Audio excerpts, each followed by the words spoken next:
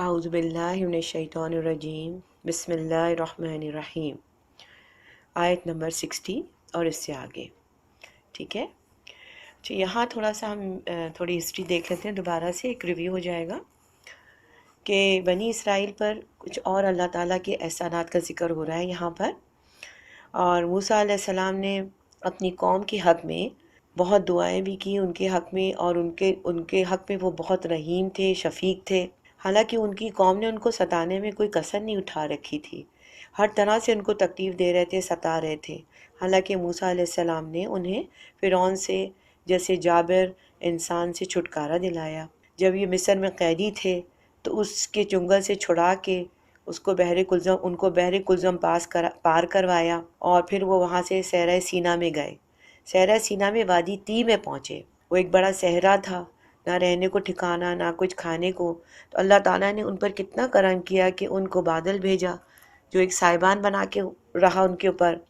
من اور سلویٰ، یعنی اللہ کی طرف سے کھانا آتا تھا، من اور سلویٰ۔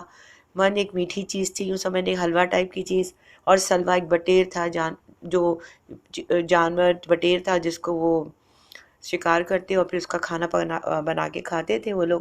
تو یوں سمجھنے کہ ان کو حلوہ اور گوشت دونوں مل رہا تھا۔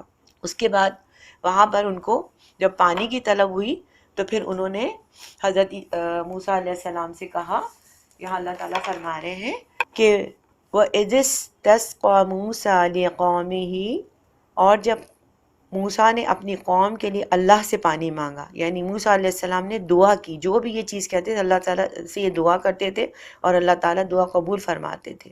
قُلْ نَضْرِب بِعَصَاكَ الْحَجَرَ، تو جب موسیٰ نے اپنی قوم کے لیے اللہ سے پانی مانگا تو ہم نے کہا کہ اپنی لاٹھی پتھر پر مارو۔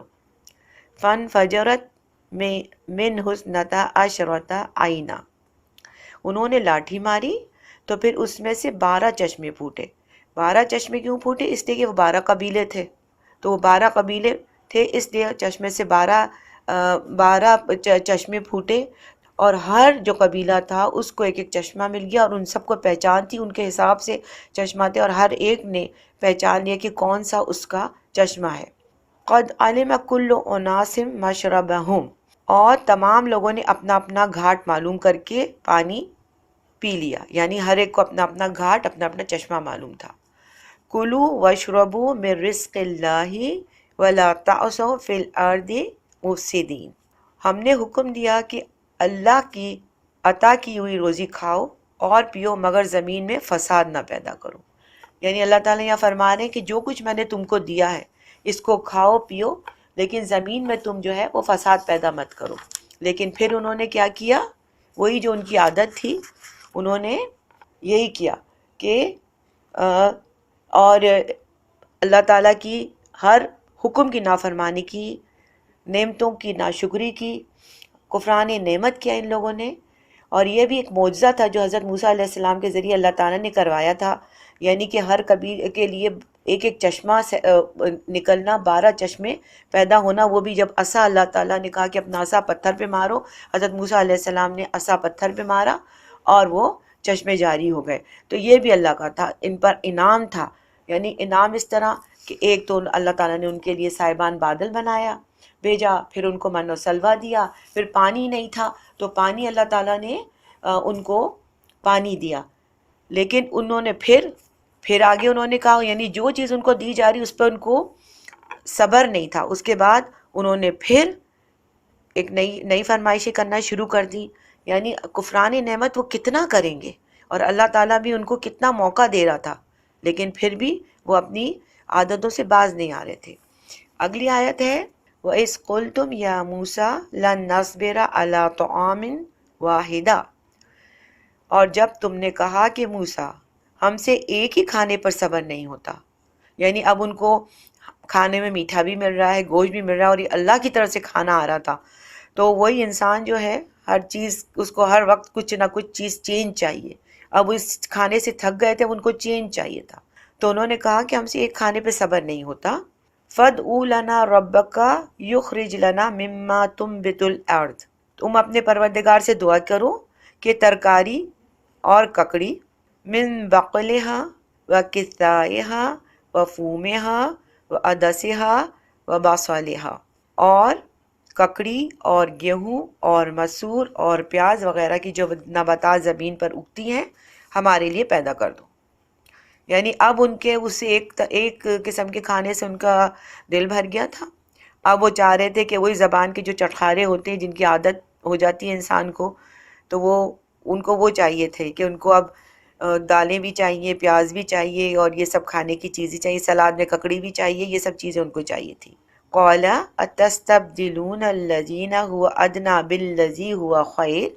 انہوں نے کہا بھلا عمدہ چیزیں چھوڑ کر ان کے بدلے ناقص چیزیں کیوں چاہتے ہو؟ حضرت موسیٰ نے ان سے کہا کہ اللہ تعالیٰ کی طرف سے تمہیں اتنا نعمت بھرا کھانا آ رہا ہے، سب آ رہا ہے، اور اس کے لیے تمہیں کوئی تکلیف بھی نہیں، کہیں تگ و دوڑ بھی نہیں کرنا پڑ رہی، تو تم اس اتنی عمدہ چیزیں چھوڑ کر تم اس کے بدلے میں یہ ناقص چیزیں کیوں لے رہے ہو؟ یعنی یہ زمین کی چیزیں ہیں، ان کو کیوں لے رہے ہو؟ یعنی اللہ تعالیٰ نے کتنے ان پہ انعامات احسانات کیے، لیکن ان کو بس وہی جو کہتے ہیں نا کہ انسان کے پاس جب ذلت سوار ہو جاتی ہے تو پھر وہ ہر طرح سے کفران نعمت کرتا رہتا ہے. پھر اللہ تعالیٰ یہاں فرما رہے ہیں اہبطوا مصرا فإن لکم ما سألتم. اہبطوا، اگر یہی چیزیں تم کو مطلوب ہیں، اہبطوا مصرا، مصرن یا شہر کا ہے، مصر نام نہیں، بس کسی بھی شہر میں، کہ کسی شہر میں اتر جاؤ، وہاں جو مانگتے ہو تم کو مل جائے گا. کسی بھی شہر میں چلے جاؤ، یہ چیزیں تو تمہیں سب جگہ مل جائیں گی. اور ضربت علیہم الذلہ والمسکنہ، اور آخرکار ذلت اور رسوائی اور محتاجی ان پر تھوپ دی گئی. وباؤوا بغضب من اللہ، اور ان کو چمٹا دی گئی اور خدا کے غضب میں وہ گرفتار ہو گئے. ذالک بانہم کانوا یکفرون بآیات اللہ ویقتلون النبیین بغیر حق. اس لیے ان پر ذلت تھوپ دی گئی کہ وہ اللہ کی آیتوں سے انکار کرتے تھے، ان کے نبیوں کو ناحق قتل کر دیتے، یعنی اس لیے کہ نافرمانی کیے جاتے تھے اور حد سے بڑھے جاتے تھے. ذالک بعصوا وکانوا یعتدون، یعنی اس لیے کہ نافرمانی کیے جاتے تھے اور یہ حد سے بڑھ جاتے تھے. یعنی یہ ذلت اور غضب الہی کی وجہ بیان کی جا رہی ہے کہ اللہ تعالیٰ کی آیتوں کا انکار کرتے تھے، اللہ کی طرف بلانے والے انبیاء کو مغضوب کرتے تھے، ذلیل کرتے تھے، اور انہوں نے نبیوں کو قتل بھی کیا، جیسے حضرت یحییٰ علیہ السلام کو، حضرت زکریا علیہ السلام کو، اور حضرت عیسیٰ علیہ السلام کو قتل کرنے کے لیے اتنے درپے تھے، لیکن اللہ تعالیٰ نے اپنی حکمت سے ان کو آسمان پہ اٹھا لیا. یعنی یہ سب کام جو ہے انہوں نے کیا تھا، اور یہ کتنے مغرور اور کتنے یعنی آپ یہ سمجھ لیں کہ کتنا اللہ کے احکامات کو نہیں مانتے تھے، اور اتنا ان میں غرور تکبر ہو گیا تھا، تو اللہ کا غضب ان پر آیا اور یہ سب غضب الہی کا باعث بنے. اور اللہ تعالیٰ جو ہے کہہ رہے کوئی بھی ہو اور کہیں بھی ہو، اللہ تعالیٰ کے غضب سے کوئی بچ نہیں سکتا. تو یہ ان کا اللہ تعالیٰ نے پھر بعد میں ان کو جب اتنی فضیلت دی تھی، اس کے بعد اب ان کا یہ انجام ہو رہا ہے. یعنی یہی ہے کہ جو اللہ کی سنت پر، جو نبیوں کی سنت پہ نہیں چلیں گے، اللہ کے احکامات کو نہیں مانیں گے، تو پھر اللہ تعالیٰ جو ہے ان پر غضب اور اپنا عذاب نازل کرے گا اور بہت عذاب ہوگا ان پر.